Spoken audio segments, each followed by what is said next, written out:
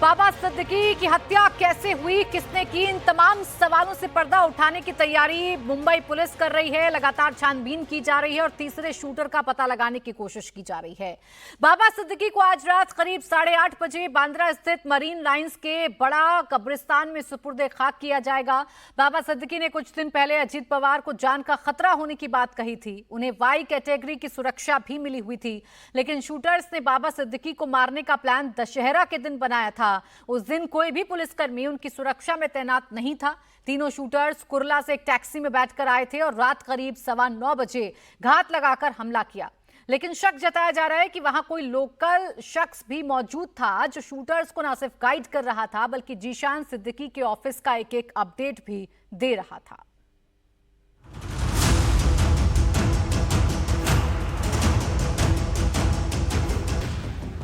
बाबा सिद्दीकी के मर्डर में शामिल दोनों शूटर मुंबई क्राइम ब्रांच को लगातार गुमराह करने की कोशिश कर रहे हैं। पहले दोनों ने बताया था कि तीनों शूटर एक ऑटो में बैठकर कुर्ला से बांद्रा आए थे, लेकिन अब सीसीटीवी में खुलासा हुआ है कि दोनों ने झूठ बोला था। दरअसल तीनों शूटर एक टैक्सी में सवार होकर बांद्रा पहुंचे थे। तीनों ने मुंह पर रुमाल बांधी हुई थी। पटाखों के धुएं की वजह से किसी ने शक नहीं किया था कि रुमाल क्यों बांधे हुए हैं। शाम के करीब 7 बजे ही तीनों जीशान सिद्दीकी के दफ्तर से चंद कदम की दूरी पर पार्क बाबा सिद्दीकी के बुलेट प्रूफ कार के पास पहुंचे थे। तीनों शूटर 2 सितंबर से कुर्ला में एक किराए के मकान में रह रहे थे। इस मकान का किराया 14,000 रुपए महीना था।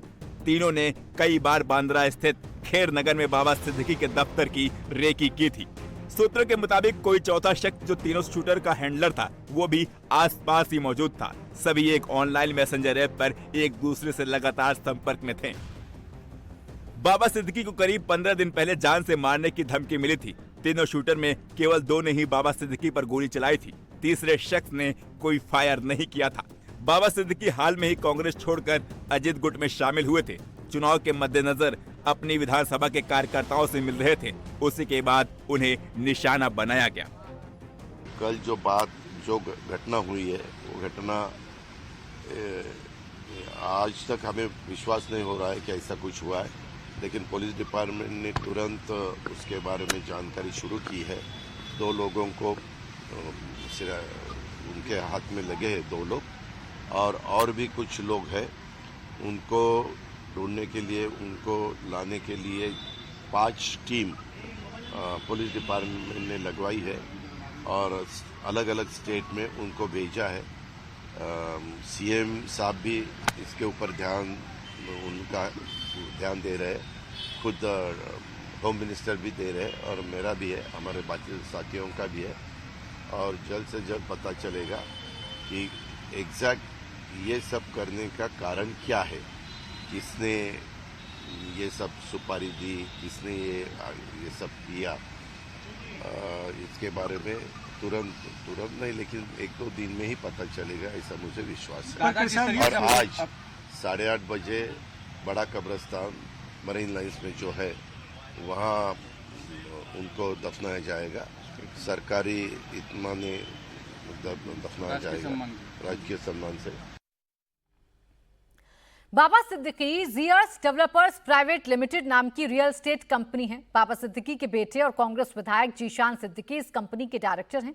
साल 2018 में बाबा सिद्दीकी के घर ईडी का छापा पड़ा था, जिसमें करीब 462 करोड़ की संपत्ति अटैच की गई थी।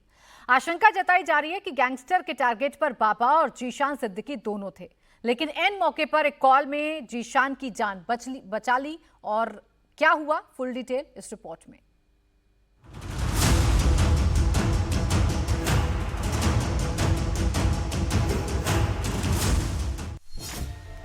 क्या बाबा और जीशान दोनों को मारने का प्लान था?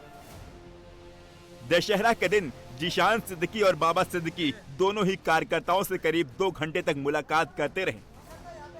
फिर रात करीब 9:15 बजे दोनों एक साथ दफ्तर से निकले, लेकिन दफ्तर के बाहर निकलते ही जीशान के पास से एक फोन आ गया। वो वापस अपने दफ्तर चले गए। अगर ये फोन नहीं आता तो शूटर के निशाने पर बाबा सिद्दीकी के साथ उनके विधायक बेटे जीशान सिद्दीकी भी आ जाते। इस बीच बहराइच से शूटर धर्मराज के घर की तस्वीरें भी सामने आई हैं। गोदरा गांव में उसके घर पर यूपी पुलिस पहुंची है। घर की जांच की जा रही है।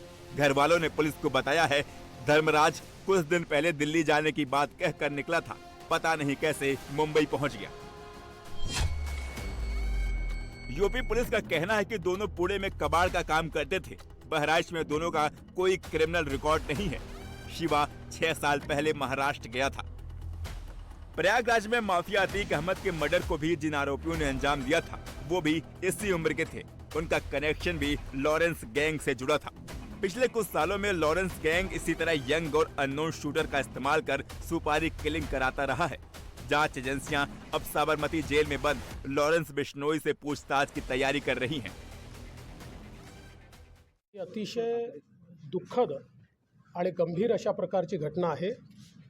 बाबा सिद्दीकींशी माझी स्वतःची निकटची मैत्री होती।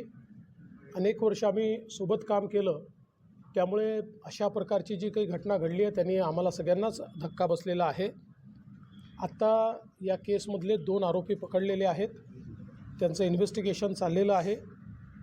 काही धागेदोरे त्यातले मिळत आहेत, काही अँगल्सही त्याच्यामध्ये लक्षात येत आहेत, पण त्या संदर्भात आता लगेच बोलणं योग्य होणार नाही। आज त्यांची कस्टडी झाल्यानंतर जेवढी माहिती देता येईल तेवढ्या माहितीच्या संदर्भात पोलीस त्या ठिकाणी ब्रीफिंग करतील। बाबा सिद्दीकी के मर्डर के बाद विपक्ष ने महायुति सरकार के खिलाफ हल्ला बोल दिया है। चुनाव से पहले कानून व्यवस्था पर विपक्ष के दिल्ली और महाराष्ट्र के नेता हमलावर हैं। राहुल गांधी से लेकर खरगे तक फुल एक्टिव हैं। संजय राउत ने तो देवेंद्र फडणवीस के इस्तीफे की मांग कर दी है। जो हत्या हुई है बाबा सिद्दीकी, जो महाराष्ट्र के पूर्व मंत्री है, बहुत साल विधायक रहे, आज भी उनका बेटा विधायक है, शायद हमारे पार्टी में नहीं हो लेकिन हमारे साथी रहे, अच्छे आदमी थे, तो उनकी हत्या ऐसी तरह से होती है जिनको सिक्योरिटी है, वाई स्टेटस की सिक्योरिटी है, और उनकी हत्या होती है। उसका मतलब क्या है? हत्या का पीछे कारण कुछ भी हो, लेकिन हत्या हो गई है तो आपका फेल्योर है, मुख्यमंत्री का फेल्योर है। आपने जिस तरह से अपने पुलिस दल का गुनहगारीकरण किया है, आपके स्वार्थ के लिए, कलेक्शन के लिए, हाँ, पुलिस का इस्तेमाल जिस तरह से होता है, तो ये उसका नतीजा है कि कानून का डर नहीं रहा, पुलिस का डर नहीं रहा।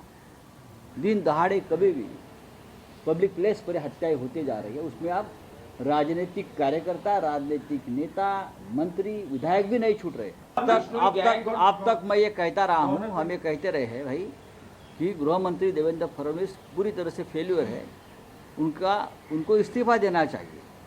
लेकिन बात आगे बढ़ चुकी है।